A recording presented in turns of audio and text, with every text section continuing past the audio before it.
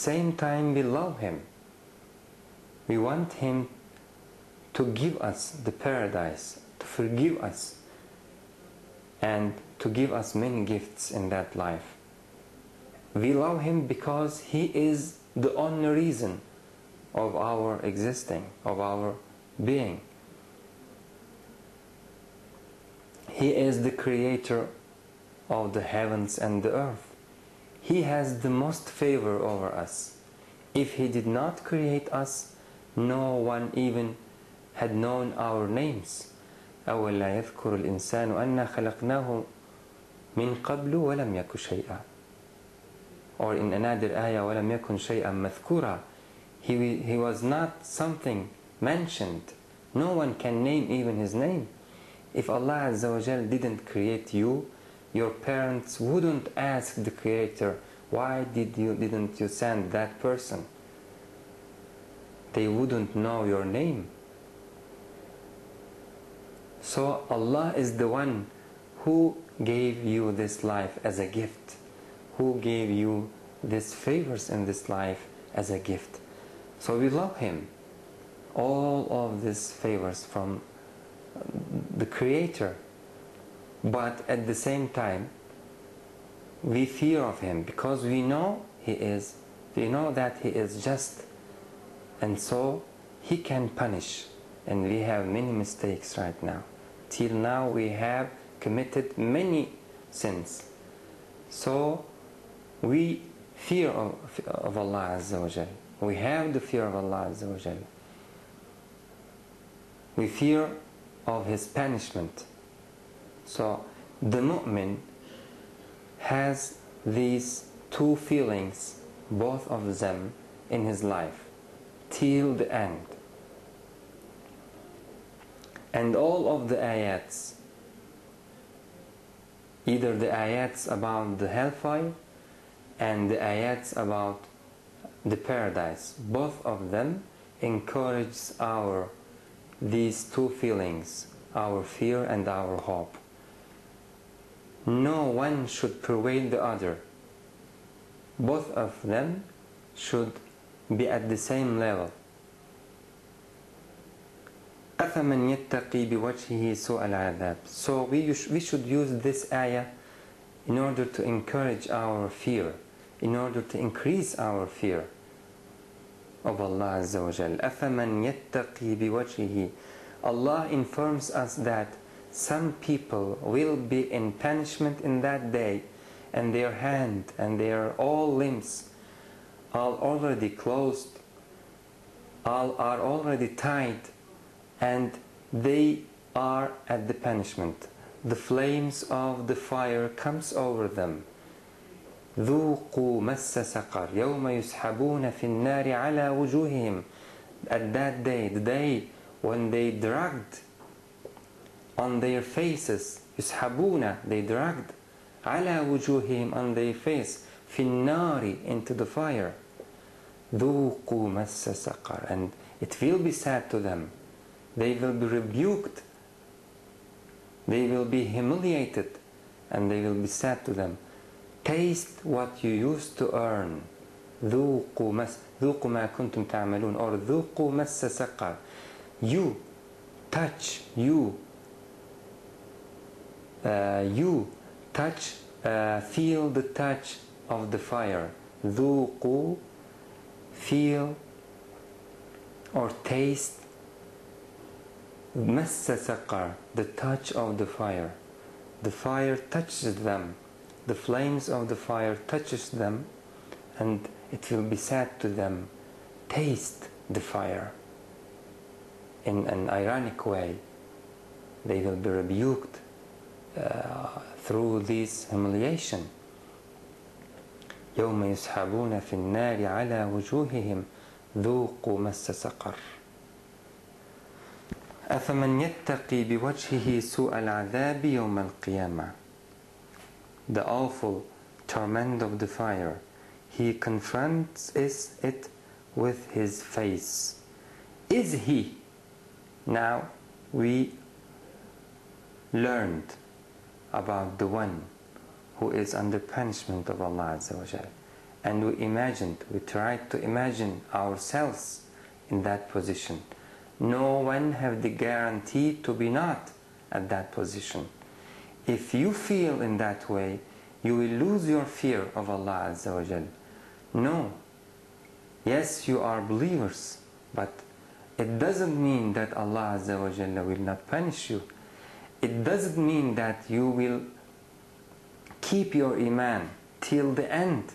It doesn't mean that Allah Azza wa Jal will accept your iman.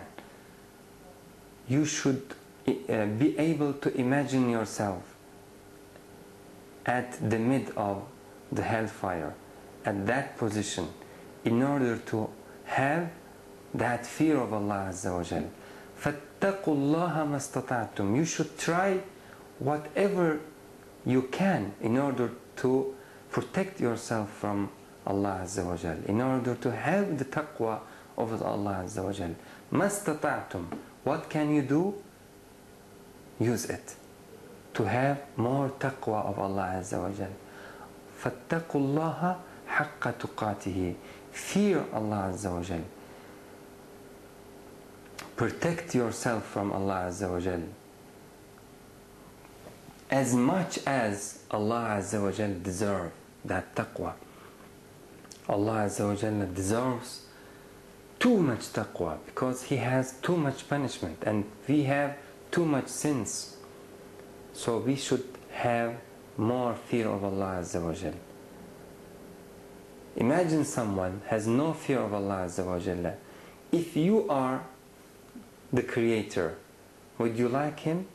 He doesn't fear of you, He doesn't respect you, and He does not fear you. He does whatever He wants. But at the same time, you are the one who provides them whatever He needs. Will you like Him? Is this something logical? Does it make sense? No. It's wrong. Allah will not like that one, like we do not like those people who does not have fear about us, or our children. If He does not fear about us, if He do whatever He wants and do not fear about our wrath, any kind of fear, any kind of respect. So through this ayat we should try to increase our taqwa. أَفَمَنْ يَتَّقِي بِوَجْهِهِ سُوءَ الْعَذَابِ. And this is not only something for us in order to use to improve our taqwa. No, it is real. It is real situation. It will happen as Allah Azza wa Jalla mentioned. So we are not talking something not real. It is real. أَفَمَنْ يَتَّقِي. Some people will receive that punishment at that day, and we could be among those people. أَفَمَنْ يَتَّقِي بِوَجْهِهِ سُوءَ الْعَذَابِ يَوْمَ الْقِيَامَةِ. I believe that the fear of the Creator and the knowledge and the awareness of the punishment at some times is the only way can keep us from the sins.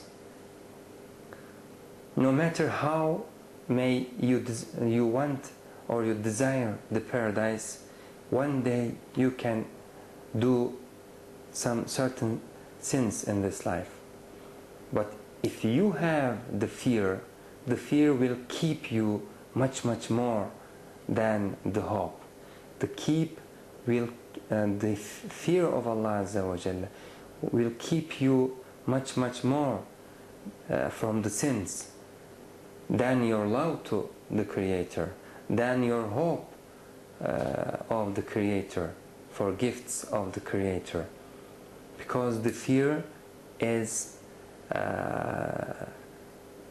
stronger feelings than the love, than the fear. Or maybe we can say that the fear of the punishment is more active or more useful in order to keep the slave from the sins, from the wrong deeds. أَفَمَنْ يَتَّقِي بِوَجْهِهِ سُوءَ الْعَذَابِ يَوْمَ الْقِيَامَةِ. And that day, in the day of resurrection, is he then who confront the awful punishment with his face. We will compare this person with whom? With the others. Like in the ayah, أَفَمَنْ يَمْشِي مُكِبًّا عَلَى وَجْهِهِ أَهْدَى أَمَّنْ يَمْشِي سَوِيًّا عَلَى صِرَاطٍ مُسْتَقِيمٍ. Is he who walks prone on his face, مُكِبًّا عَلَى وَجْهِهِ, أَهْدَى, more rightly guided, أَمَّنْ يَمْشِي سَوِيًّا, or he who walks upright in a straight way, على صراط مستقيم. Which one of them is better? فمن يمشي مكبا على وجهه أهدى أمن يمشي سويا على صراط مستقيم. And in the likeness, or in the person in the ayah, which Allah Azza wa Jalla, in the description of the person in the ayah, Allah Azza wa Jalla says about the first one, who walks prone on his face. It does mean two things. Maybe at that day, at the day of resurrection, he will be dragged on his face, like in the ayah which we mentioned, يَوْمَ يُسْحَبُونَ فِي النَّارِ عَلَى وُجُوهِهِمْ, those who will be dragged on their face into the fire. Maybe we can understand the ayah in this way. فَمَنْ يَمْشِي مُكِبًّا عَلَى وَجْهِهِ, he walks prone on his face. So it's kind of punishment. Or we can understand it in this life. He does not use his legs to walk. He takes the issues from the end.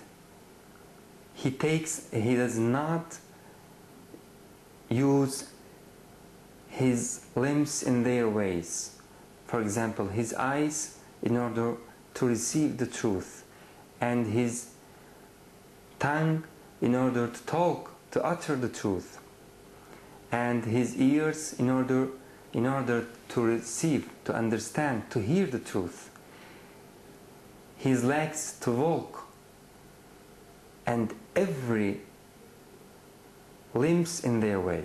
This is the right way, as in the ayah, أَمَّنْ يَمْشِي سَوِيًّا عَلَى صِرَاطٍ مُسْتَقِيمٍ, who walks upright in a straight way. But the other one, as if he walks on his face, he takes every issue and makes it 100% back. He makes the white black. He makes the truth